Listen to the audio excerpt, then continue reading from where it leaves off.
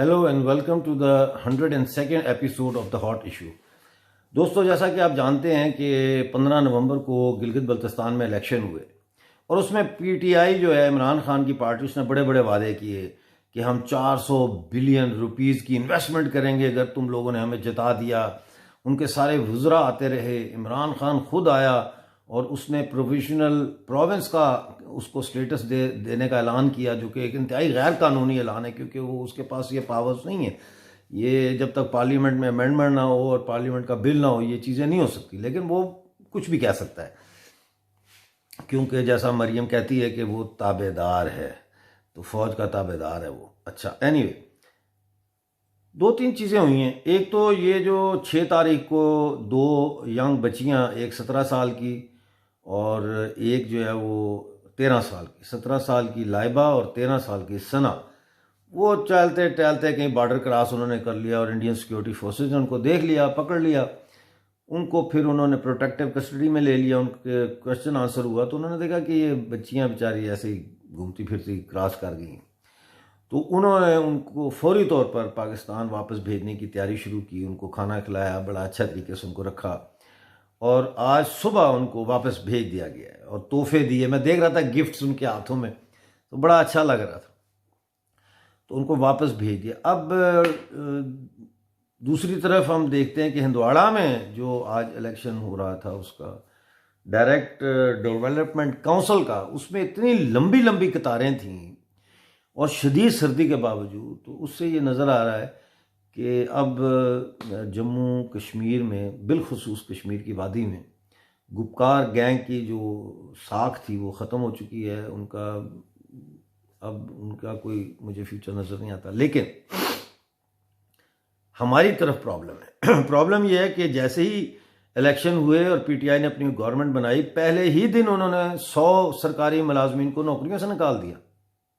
जी हाँ, ना सिर्फ ये बल्कि उन्होंने चलास हाइड्रो पावर प्रोजेक्ट और एक और इंस्टीट्यूट है, टेक्निकल इंस्टीट्यूट स्कर्दू में जो बनना है, उसके टेंडर बजाय गिलगित में खोलने, गिलगित से लॉन्च करने के, वो टेंडर इस्लामाबाद से बिक रहे हैं। और उसमें कहा जा रहा है कि अली अमीन गंडापुर साहब ने अपना जो है ना वो कमीशन भी रखी हुई है उसके अंदर, इसलिए वहां से हो रहा है। ना सिर्फ ये बल्कि घांचे शगर में और दूसरे इलाकों में, खरमंग में बिजली नहीं है पिछले 6 दिन से। गिलगित में ऑलरेडी 20-20 घंटे की लोड शेडिंग, यानी 20-20 घंटे के लिए बिजली जाने लग गई है। तो मैं शुरू से ये कहता रहा हूँ सबको, गिलगित बल्तिस्तान में जो मेरे दोस्त हैं, सियासी पार्टियों वाले भी, सबको मैं कहता रहा हूँ कि आप लोग गिलगित बल्तिस्तान के इंतखाबात का बाइकाट करें। लेकिन ये लोगों ने तो इलेक्शन में ऐसे हिस्सा लिया है जैसे वहाँ पे रेवड़ियाँ बट रही थीं, और फिर एक दो जो कामयाब हुए उन्होंने ऐसे जश्न मनाया जैसे पता नहीं उन्होंने चांद पे जाके झंडा लगा दिया है। तो इससे पता चलता है, मैं सोच रहा था कि ऐसा फिनोमेना क्यों है, क्योंकि किसी को गाली देने का कोई फ़ायदा नहीं है कि मैं कहूँ कि वो ऐसे हैं वो वैसे हैं। सोचना ये है कि ये क्यों ऐसा अमल हुआ और क्यों इन लोगों ने बाइकाट नहीं किया और क्यों इन्होंने ये ख्याली पुलाव जो इनको बेचा गया वो इन्होंने खाया भी और उल्टियां भी अब कर रहे हैं उसकी। तो उसके दो ही मुझे चीज़ें समझ में आती हैं। नंबर 1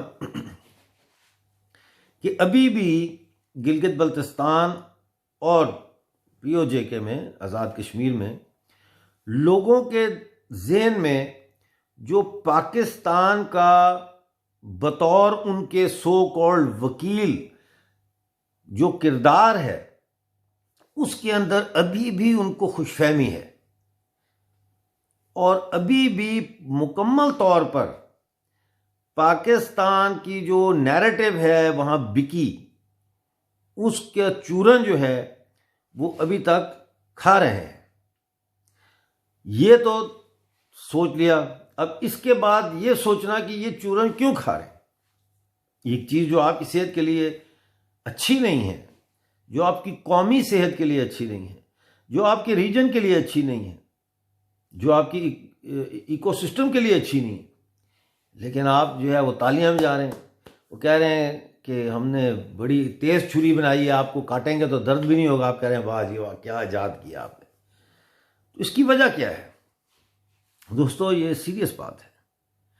इसकी वजह यह है कि जो कॉलोनियल मास्टर होता है ना, वो अपनी जो जहाँ जाकर ऑक्यूपाई करता है, वहाँ पे वो अपना नैरेटिव जो है, कॉलोनियल नैरेटिव, सुपीरियॉरिटी का नैरेटिव, हम तुम्हें गाइड कर रहे हैं, हम तुम्हें सिविलाइज्ड कर रहे हैं, हम यहाँ पे तुम्हें जो है तुम कमज़ोर हो, हम तुम्हें हिफाजत भी दे रहे हैं, सिक्योरिटी भी तुम्हारी प्रोवाइड कर रहे हैं, वगैरह वगैरह वगैरह। ये नैरेटिव कायम होता है। और ये नैरेटिव उस वक्त तक कायम नहीं हो सकता जब तक जो लोकल सकाफत है, कल्चर है, उसको मिसमार ना किया जाए।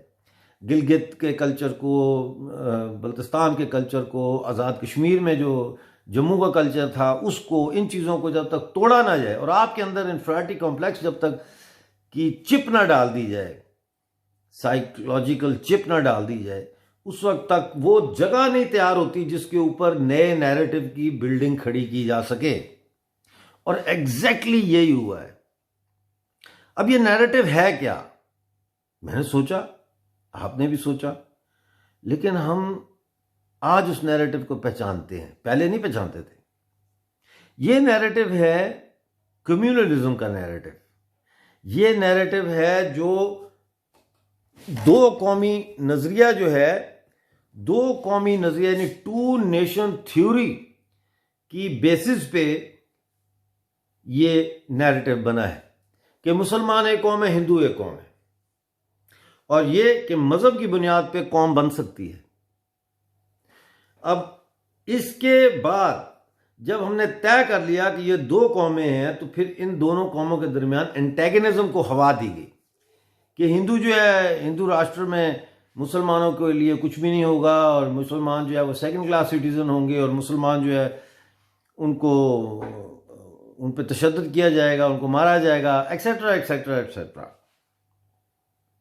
इसका दूसरा कॉइन का दूसरी साइड जो है वो ये है कि बतौर मुसलमान आपका काम है कि आपने भारत में गज़वा हिंद करनी है और सारों को मुसलमान कर देना है, क्योंकि ये काफिर है, इनको आपने मुसलमान करना है। तो ये एक ही सिक्के के दो रुख हैं। तो नंबर 1। नंबर 2 कि हम आपको इन काफिरों से, इन हिंदुओं से, इंडिया से हम आपको बचाएंगे, और बचा रहे हैं। ये दोनों चीजें जो हैं, इनको मुसलसल टेलीविजन के जरिए, अखबारात में कॉलम्स और ख़बरों की सुर्खियां और उस तरह की जो वो हेडलाइंस की लैंग्वेज है उसके ज़रिए, रेडियो के ज़रिए, स्कूलों में जो सिलेबस है, करिकुलम है, उसके ज़रिए, और जो आपके कल्चरल माइलस्टोन्स होते हैं उनको उन्होंने हटा दिया और अपने कल्चरल माइलस्टोन्स उन्होंने बना दिए जो मज़हब की बुनियाद पे हैं। लिहाजा अब आपने वो नैरेटिव बाय करना शुरू कर दिया, और ये नैरेटिव ऐसी चीज़ होती है जब आप बाय करना शुरू करें तो इसकी तलब बढ़ती जाती है। और ये नैरेटिव जो है दो कौमी नज़रिए का और इस्लामिक आइडियोलॉजी कि जी Pakistan is based on an Islamic ideology, Pakistan का मतलब क्या, ला इलाहा इल्लल्लाह, ये दोनों चीज़ें जब जुड़ती हैं आपस में तो ये एक इंटेलेक्चुअल स्टूपर में ले जाती हैं आपको, इंडिविजुअली और फिर कलेक्टिवली एज अ सोसाइटी। लिहाजा आज़ाद कश्मीर के लोग, और मुझसे अक्सर ये सवाल पूछते हैं मेरे इंडिया के जो भाई हैं, दोस्त हैं, कि डॉक्टर साहब ये बताएं, आप कहते हैं कि जी इंडिया के साथ पीओजेके को शामिल होना चाहिए, ठीक है, हमारा हिस्सा है, आना चाहिए, लेकिन क्या पीओजेके के लोग भी ये चाहते हैं कि वो शामिल हों? तो पहली बात तो यह कि मैं पीओजेके का हूँ, मीरपुर का हूँ, मैं तो चाहता हूँ, मैं तो अपने आप को पाकिस्तानी नहीं समझता, मैं तो अपने आप को भारतीय समझता हूँ, मैं तो समझता हूँ कि हम इंडियन हैं living under the occupation of Pakistan. लेकिन यह बात समझने के लिए कि क्या आज़ाद कश्मीर और गिलगित बल्तिस्तान के लोग भी ऐसा ही चाहते हैं जैसा मैं चाहता हूं, तो ये इसका जवाब ये है कि जब आपको ये अफीम आप खाई है आपने और आपको मुसलसल खिलाई गई है, तो अब आप इस अफीम के आदी हो गए, अब आप इस नैरेटिव के आदी हो गए। अब जब तक आपको खबर नहीं मिलती कि जी श्रीनगर में कोई हंगामा हुआ है, कोई बम फटा है और पाकिस्तान की फौज की तरफ से बयान गया कि जी हम पार चले जाएंगे और ये कर देंगे और वो कर देंगे, आपकी जो कल्चरल वो है हंगर है वो आपकी सेटिस्फाई नहीं होती, आपकी क्रेविंग बढ़ती जाती है, बढ़ती जाती है, बढ़ती जाती है। भाई हर रोज जो मैं आपको कहूं कि आपका काम है जहाद करना, आप मुसलमान हैं, आप पे जहाद फर्ज है और आपने हिंदुस्तान पे हमला करना है। डेली 5 दफा आप मस्जिद जाएं, 5 दफा मैं आपको ये कहूं, आप घर आए, टेलीविजन ऑन करें, टीवी के ऊपर ये चल रहा हो, आप बाजार में जाएं, अखबारें पड़ी होती हैं जहां पे न्यूज एजेंट पे, वहां आप नजर डालें तो वहां पे भी ये लिखा हो कि कश्मीर पर कोई सौदा नहीं होगा। आप स्कूल में जाएं तो वहां पे आपको पढ़ाया जाए कि मोहम्मद अली जिन्ना से बड़ा लीडर दुनिया में पैदा ही नहीं हुआ। और जिधर आप देखें आपको इस्लामिक आइकॉनोग्राफी की इमेजेस नजर आए, तो फिर आप वो अफीम के जेरे असर आ जाते हैं। और उसमें से निकलने के लिए आपको ये जो पॉइजनस नैरेटिव्स हैं, इनसे आपको कल्चरली डिटॉक्सिफाई करना पड़ता है। मैं भी पहले ऐसे ही था, लेकिन मेरी खुशकिस्मती यह है कि मेरे वालिद और हमारे फैमिली के अंदर कुछ समझदार लोग भी थे जो इतने ज़्यादा इस बयानिए को जिन्होंने बाय नहीं किया। फिर मेरे साथ ऐसे लोगों का इंटरेक्शन हुआ जिन्होंने तारीख मुझे बताई और मैंने फिर खुद भी पढ़ी और रिकमेंड की, और मैंने जब खोज लगाया तो वो आहिस्ता आहिस्ता मैंने अपने आप को डिटॉक्सिफाई कर लिया, क्योंकि मैं एक इंटेलेक्चुअल रिहैब में चला गया। तो आज़ाद कश्मीर और गिलगित बल्तिस्तान के लोगों का ये सवाल हम नहीं पूछना चाहिए कि क्या वो इंडिया के साथ आना चाहते हैं या पाकिस्तान के साथ जाना चाहते हैं। सवाल ये है कि इस नेगेटिव नैरेटिव से, इस पॉइजनस नैरेटिव से, इस हफीम से, इस हीरोइन के नशे से उनको निकालने के लिए हमें पहले तो ये तस्लीम करें कि ये हीरोइन का नशे की तरह का नैरेटिव है जिसको वो एडिक्ट हो चुके हैं, ये उनको नहीं मिलेगा, वो मर जाएंगे। उसके बाद आता है कि अब ट्रीटमेंट क्या है। तो जैसे फिजिकल बॉडी का कोई इंजरी हो तो उसकी ट्रीटमेंट फिजिकली होती है, चोट लग जाए तो पट्टी की जाती है, बुखार हो जाए तो दवाई दी जाती है। इसी तरह से एक सेकंड जी, हाँ जी, मैं करता हूं फोन आपको 1 मिनट। तो इसी तरह से जो है वो जो कल्चरल आपका होता है मसला, यानी कल्चरल इंस्लेवमेंट जो है, कल्चरल नैरेटिव के जरिए जो आपकी इंस्लेवमेंट की गई है, उसके लिए आपको डिटॉक्सिफाई करना पड़ेगा, यानी उस नैरेटिव को निकालना पड़ेगा बतदरीज, और उसकी जगह असल एक्चुअल जो हिस्टोरिकल नैरेटिव है उसके साथ उसको रिप्लेस करना पड़ेगा। लिहाजा आज़ाद कश्मीर और गिलगित बल्तिस्तान के लोगों को मेरे मुताबिक एक कलेक्टिव कल्चरल रीहैब के प्रोसेस से गुजरना पड़ेगा। इसीलिए वो मेरी बात नहीं समझते। जब मैं उनसे बात करता हूं तो वो मुझे इंडिया का एजेंट कहते हैं, जब मैं उनसे बात करता हूं तो वो कहते हैं आप बिक गए। भाई ये मेरा घर है जो कि मेरा भी नहीं है, मैंने ज़िंदगी में कभी आज तक घर नहीं बनाया, क्योंकि ये फैसला हमने कर लिया था जवानी में कि हमने 3 चीज़ें नहीं करनी। एक, हमने जायदाद नहीं बनानी क्योंकि ये हमारी धरती नहीं है, हम यहाँ के बासी नहीं हैं, हमने यहाँ घर नहीं बनाना, हम इंडिया जाएंगे जब तो हम फिर देखेंगे। दूसरा, बैंक बैलेंस नहीं बनाना, इसलिए कि अगर बैंक में रकम पड़ी हुई है तो उसका मतलब यह है कि आपने कोई काम नहीं किया फला का, और अगर बैंक में रकम नहीं है तो उसका मतलब है कि आपने अपने सोर्स ऑफ इनकम्स को इतना जनरेट नहीं किया कि आपके पास पैसे हो कि आप फला कर सके। खैर ये एक अलग टॉपिक है। लेकिन अब कल्चरल रीहैब में इनको डाला कैसे जाए? कल्चरल रिहैब में इनको डालने के लिए सवाए इसके और कोई तरीका नहीं है कि मास लेवल के ऊपर जो है वो कैंपेन चलाई जाए इसके बारे में कि हमारे जो लोग हैं इनको हम कैसे हिस्ट्री से जानकारी इनकी कराएं। तब जाके ये फिर गिलगित बल्तिस्तान के इलेक्शंस को इनको समझ आएगा कि गिलगित बल्तिस्तान के इलेक्शंस एक फ्रॉड हैं। अब अगले साल आज़ाद कश्मीर में अक्टूबर से पहले पहले इलेक्शन होने, तो वहाँ पे हम ये दोबारा देखेंगे कि ये टिकटों के पीछे दौड़, कोई किसी के पीछे दौड़, और अवाम को भी साथ लगाएंगे और अवाम के जो लोग हैं।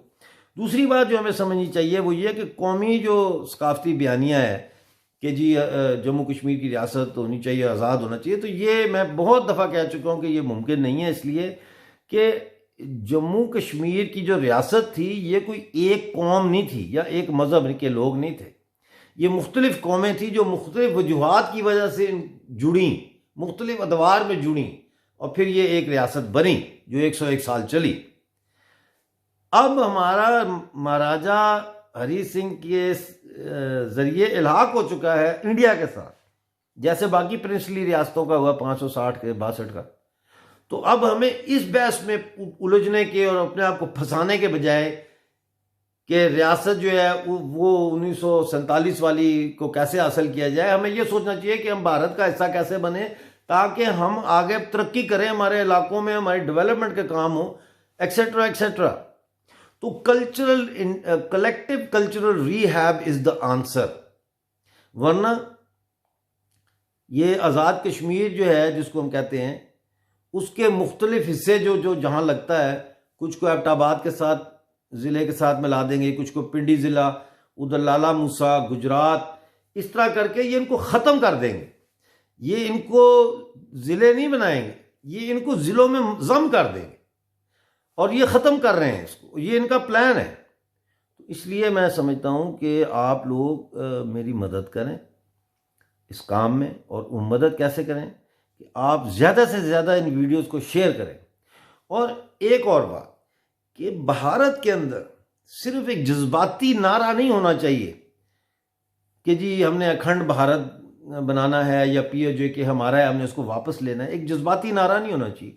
It should be based on facts and logic. Only then it will be convincing.